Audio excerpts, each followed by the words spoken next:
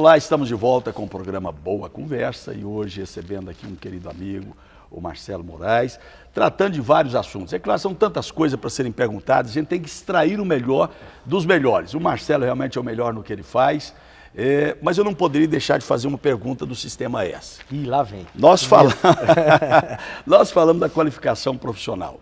O governo injeta milhões e milhões no Sistema S. E, logicamente, quando se fala em cortar agora, que foi uma chiadeira geral. Porque esse retorno também, na minha visão, na minha humilde visão, secretário de Trabalho fui, e que estou no serviço público aí desde os 18 anos de idade, eu particularmente nunca vi o retorno do Sistema S na proporção de recursos que eles recebem junto à formação da mão de obra, ou a qualificação profissional. Perfeito. Vou devolver a provocação, então. Sem problema. Olha só, eu concordo que eu acho que o sistema pode melhorar, mas o sistema é muito útil, não só para o empresário, mas para o trabalhador. Lembrando que o recurso que o sistema recebe é um percentual da folha, pago pelo empresário.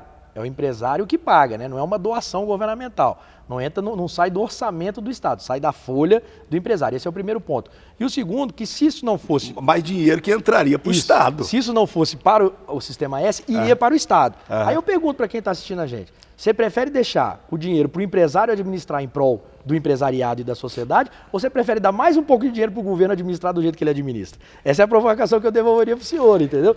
Ou o empresário administra pelo Sistema S, proporcionando, pode melhorar, concordo com o senhor, pode muito melhorar, pode melhorar demais, mas entre deixar esse dinheiro com o empresariado administrando e proporcionando o serviço, SESC, SENAC, SENAI, SESC, SENAC, SENAI e... SENAS também, né? Isso. Tem a CNT, tem a CNA, enfim, o Sistema S como um todo, SEBRAE, etc. Bispo, eu pediria 100 vezes que o recurso continuasse com o empresário e que a gente fique no pé deles para melhorar o serviço que eles proporcionam via o Sistema S. Não sou contra o Sistema S. Eu sou contra exatamente, até porque eu acho que o Estado e setor privado precisam caminhar juntos, independentes mais juntos, na formação e qualificação profissional, como eu disse no primeiro bloco, mas eu acho que a maneira que é utilizada é mal utilizada. Perfeito. É nesse sentido. Perfeito. Eu acho que essa discussão é uma discussão até boa para o senhor levantar. Exatamente. Né? Como executar melhor o orçamento do Sistema S, que é realmente bilionário. É bilionário. Né? Mas entre ficar no Sistema S e ir para o orçamento do Estado, eu ainda acho que é melhor a gente deixar para o empresário gerir e pode melhorar esse serviço, sem dúvida. Na mão do setor privado fica muito mais fácil, acho que uma fiscalização um pouco melhor. Mas vamos mudar de assunto, porque nós temos, a visão é a mesma, só que eu acho que esse ponto de vista ele se torna diferente na aplicação e não ter esse resultado. Perfeito. Futebol livre. Futebol que projeto é esse? Esse é um projeto, Bispo, de 46 clubes. Existe uma medida provisória editada pelo presidente Bolsonaro, chamada MP 984, que foi batizada de Lei do Mandante. Mandante, para quem não é muito ligado ao futebol, é o clube que está recebendo o jogo. Então, quando vai ter, por exemplo, Gama e Brasiliense, o primeiro time que aparece, Gama no caso, é quem está recebendo o jogo. Então, o jogo é na casa do Gama. A lei diz o seguinte, o Gama, sendo o mandante do jogo, ele pode vender o direito de transmissão dele para quem ele quiser. Hoje há um agente praticamente monopolista, é legítimo, tá? Não há nada de ilegal nisso, muito pelo contrário, mas a lei veio para democratizar o futebol brasileiro. Essa é a importância da MP 984. Vai aumentar muito o fluxo de recursos nos clubes, vai melhorar o caixa dos clubes, vai fazer com que os clubes consigam contratar mais atletas, consigam segurar aquele jovem talento por um pouco mais de tempo, porque ele vai receber mais dinheiro pela transmissão dos jogos. Porque tem um detalhe isso aí, porque o futebol brasileiro, o esporte, mas especialmente o futebol brasileiro, foi muito dependente das emissoras de televisão. Isso mesmo, é verdade. Ainda é. Né? Ainda a maior receita, isso é no mundo todo, tá, Bispo? A maior receita dos clubes esportivos é direito de transmissão. Mas no mundo inteiro, nas 4 grandes ligas do mundo, Itália, Espanha, Alemanha e Inglaterra, as 4 ligas trabalham com a lei do mandante. Eles vendem para quem eles quiserem, não tem uma emissora só que compra o direito do campeonato inteiro. É um pool, ele vende, é para o Facebook, é para o Netflix, é para a Globo, é para Record, é para o SBT, é para a Amazon. Estão entrando, pode ser na televisão do próprio clube, então se o Flamengo, que tem 5 milhões de pessoas na televisão dele, quiser ele televisionar o jogo dele e vender o patrocínio, ele vai poder. Né? Hoje isso não pode. O que é justo, O que é justo, é o direito dele. Né? E isso acontece em todas as ligas do mundo. Então é um movimento muito grande que está sendo feito no Congresso para tentar aprovar essa medida provisória. Como eu te provoquei no início do bloco, eu não poderia deixar de novo. Você vem e traz exatamente a máscara do pior time do Brasil, que é o Flamengo. E eu vou dizer que eu torço pelo melhor logo, que é o Cruzeiro, porque o Cruzeiro ganha tudo, só foi para a segunda divisão para deixar o Flamengo ganhar alguma coisa, porque o Flamengo é nosso freguês de carteirinha. Ô Bispo, eu vou falar para o senhor que o Cruzeiro está numa fase tão boa que a máscara acabou do Cruzeiro. A demanda é muito grande, só sobrou a do Flamengo, que é um time menor. Que tinha duas máscaras e já levou todas. Levaram todas. Não, mas é uma brincadeira, né? O Flamengo hoje realmente é uma potência. É uma marca poderosa, né? E o Flamengo construiu um capital que é o que vai sustentar ele por décadas, que é o torcedor. Ele tem 40 milhões de torcedores, ou seja, ele talvez seja um dos poucos clubes do Brasil que não precisa se tornar um clube empresa para sobreviver. A própria torcida o mantém, né? Em função da verba de patrocínio e etc. Mas eu trouxe a máscara também aqui, ó, se eu gosto de me provocar, mas já estou preparado. Essa é a do movimento, que ela não tem o escudo do clube, né? Então, eu queria deixar com o senhor, pedir que o senhor pudesse utilizar também. Claro. São clubes das séries A, B, C e D, favorece o clube pequeno. Só para o senhor ter uma ideia, o Bragantino, que subiu da divisão B para a oferta que ele recebeu de televisão era de 30 milhões e, ao sair a medida provisória, ele negociou os direitos de transmissão dele por quase 70 milhões. Poxa. Ou seja, um clube que tem, né, alguns milhares de torcedores. Imagina um Cruzeiro, um Atlético, um Flamengo, um Vasco, um Palmeiras, um São Paulo, que tem milhões de torcedores. Quanto isso não pode gerar de caixa para os clubes? Que é bom para o esporte, né? É isso aí. Mas voltamos aqui ao nosso assunto do setor, em relação ao setor produtivo. Como é que está e como é que foi essa mudança que trouxe a pandemia para o setor produtivo? Muito boa pergunta, Bispo. A pandemia revolucionou o setor produtivo, no mundo inteiro, não foi só no Brasil, né? Aqui em Brasília, nós tivemos uma característica muito importante que vai afetar muito o mercado imobiliário, principalmente, né? As pessoas perceberam que não precisam ir para o escritório. Uai, dá para eu trabalhar de casa. Posso trabalhar numa estrutura menor. Eu não preciso mais de um escritório de 50, 100, 200, 300 metros quadrados. Posso ter um escritório pequenininho, metade da equipe fica em casa, metade fica trabalhando, né? Então, houve uma verdadeira revolução, vai afetar muito o mercado imobiliário, principalmente na área comercial. Nas empresas, Bispo, houve um movimento importantíssimo, para Brasília principalmente, que é de acelerar mudanças que aconteceriam daqui a 3, 4, 5 anos. Ou seja, eu vou dar um exemplo pessoal. A minha empresa de varejo, que o senhor conhece, a Fricorner, eu não tinha e-commerce, eu não tinha comércio pela internet, porque eu não precisava. Meu território era o DF, meu cliente era o cliente que gosta de ir na loja. Quando eu fiquei 72 dias fechado, eu falei, e agora, como é que eu vou vender? Eu preciso fazer alguma coisa.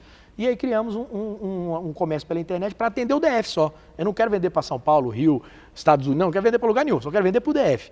Né? Nosso compromisso é entregar em até 2 horas, ou seja, eu faria isso daqui a 5 anos. Em função da pandemia, tive que fazer agora. Mas aumentaram as receitas da empresa? Então, o que está acontecendo agora é, por exemplo, restaurantes, né? Fiz um quadro sobre isso hoje, na Record, inclusive, o delivery, a questão do delivery. Os restaurantes ficaram quase 100 dias fechados. Aí os empresários todos tiveram que movimentar o seu delivery. Hoje, com os restaurantes abertos, o físico tem 50% do movimento que tinha antes e o delivery ainda não alcançou os outros 50%. Ou seja, ele ainda não tem o mesmo faturamento que ele teve em 2019, no mês de setembro, por exemplo. Mas está muito próximo. E o delivery disparou. Outra coisa que veio para ficar em função da pandemia. Alimentação fora de casa, eu gostava muito de comer fora de casa. Aprendi a comer em casa. Como? No delivery, porque não sei. E pede a mesma comida, né? A mesma comida, chega maravilhosamente bem, você está em casa, você não precisa se arrumar, a sua namorada, esposa, né, amiga ou amigo que você vai sair, não precisa se produzir todo ou toda, né, fica ali em casa mais à vontade. Ou seja, vai gerar uma modificação no consumidor que é muito importante o empresário entender esse movimento para ele não ficar para trás. E essa mudança veio para ficar, né? E quem não se adequar a ela vai acabar ficando fora do mercado. Fora do mercado, completamente. Como a gente falou, né? Coisas que aconteceriam daqui a 3, 4, 5 anos aconteceram em 6 meses. Quem não se adaptar a isso, certamente vai ficar fora do mercado. Ainda existe um pequeno nicho de negócios que vive sem a coisa da internet, sem a coisa presencial, né? Mas é muito pouca coisa em negócios menores. Quem quiser crescer e permanecer no mercado vai ter que obrigatoriamente olhar essa mudança e entender que o cliente hoje gosta de ficar em casa, gosta de comprar pela internet e vai mudar os seus hábitos. Agora, ainda em relação a essa questão do setor produtivo, Marcelo, Brasília tem uma vocação específica para o setor de empreendedorismo ou não? Brasília tem, isso. A gente viu na crise, né? Quando veio a crise e houve uma série de desemprego, um desemprego em massa aqui na nossa cidade, no Brasil inteiro, no mundo todo, aqui não foi diferente, a gente vê o poder de empreendedorismo que o cidadão brasiliense tem. Ele vai se virar. Ele vai vender alguma muito coisa, criativo, né? Ele vai vender uma coisa, ele compra uma máquina de fazer não sei o quê, aí o outro vai fazer bombom para vender não sei aonde, o outro vai numa feira para tentar começar a comprar e vender alguma coisa. E é assim que nasce o espírito empreendedor, né? E é dom, né, Bispo? É bom que as pessoas entendam, a gente pode melhorar, pode aprender, mas o empreendedorismo, você tem que ter um certo dom. Porque ser empresário no Brasil é um ato de heroísmo, né, Bispo? Com certeza, que não tem benefício praticamente nenhum. Não, né? você vive para apanhar. É quase igual político. Ser político no Brasil é você se doar. Porque você vai. Né, não tem jeito. A sociedade colocou na cabeça que político é uma coisa ruim. Política é essencial para a nossa vida. Nós temos que. O tempo todo, né? O tempo todo. E o empresário é a mesma coisa. Mas poucos têm coragem de dedicar aquilo porque é de muito risco, né? Você ser empresário no Brasil é muito arriscado, a carga tributária é alta, a carga para você gerar emprego para alguém é alta. Enfim. Mas o brasileiro é empreendedor, mostrou isso na crise especialmente. Vão sair vários negócios que surgiram na crise. Essa semana passada a gente fez uma matéria de um rapaz que montou uma empresa, um restaurante só para entrega. Ele não vai ter salão, não vai ter mesa, não vai ter nada, só vai entregar, só delivery. Então vão surgir coisas novas, fruto do empreendedorismo da nossa cidade, com apoio das entidades todas, do Estado, para que a gente possa ter um setor produtivo cada vez mais pujante, que é bom para todos. Marcelo, você é um empresário de sucesso, você é uma pessoa que milita em várias áreas, mas você disse que você foi emancipado aos 16 anos, até porque você começou muito cedo nas suas empresas, e hoje ajuda tantas outras pessoas no Brasil inteiro, não apenas em Brasília. Qual é a sua dica aí para quem quer empreender e está começando agora? Olha, primeiro, coragem.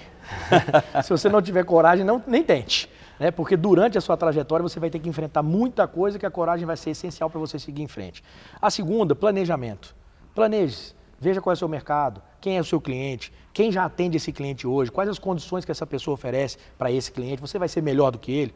Né? Então esse planejamento é fundamental. E o terceiro, Bispo, que é uma máxima, né, do varejo principalmente, você tem que ser melhor que o seu concorrente. Não sempre. Tem jeito, sempre. Trabalhar, quem acha que empresário tem vida mansa, não tem, já fique sabendo também, trabalha 12, 13, 14 horas por dia. O dia não chega fácil, né? Não chega fácil, não tem sábado, não tem fim de semana, não tem feriado. Quando eu me afastei um pouco do varejo, meu pai era presidente do Sindicato Varejista à época, meu saudoso pai, e ele negociou com o Sindicato dos Comerciários trabalhar no dia 2 de novembro, que era o dia de finados. Aí eu falei, pai, eu parei, vocês não respeitam nem mais o falecido, né, morto, então não dá, porque o varejo para 2 dias por ano, Bispo. Ele para no Natal e no Réveillon. Né? E aí mais uma outra data que às vezes faz uma negociação e tal. Ou seja, é uma dedicação praticamente exclusiva àquilo e a pessoa tem que estar muito preparada, procure cursos, prepare-se, aprenda, estude, porque o mercado não é para amadores. E o seu programa, Marcelo? O programa está muito bem, graças a Deus. Foi um desafio que a Record nos fez, justamente para fomentar o empreendedorismo. Meu único objetivo é esse, é fomentar o empreendedorismo, ajudar as pessoas. Meu pai, como eu citei aqui antes, ele foi presidente de várias entidades patronais. Não é o meu perfil, eu não sou muito de entidade. E foi um jeito que eu achei para ajudar não só os empresários, mas também a sociedade a trazer esse novo momento para Brasília, essa cultura do mundo empresarial, para que Brasília possa definitivamente se afastar do serviço público e virar uma cidade empreendedora. Apesar de você não militar diretamente, mas você é o facilitador desses empresários aqui em Brasília. Exatamente, meu papel é esse, ajudar quem for possível, tanto pelo lado empresarial quanto também da sociedade, juntar essas duas partes, gerar oportunidades para o empresário e para os trabalhadores, para que a gente tenha uma cidade cada vez melhor, o DF melhor. Marcelo, muito obrigado, foi uma honra entrevistá-lo.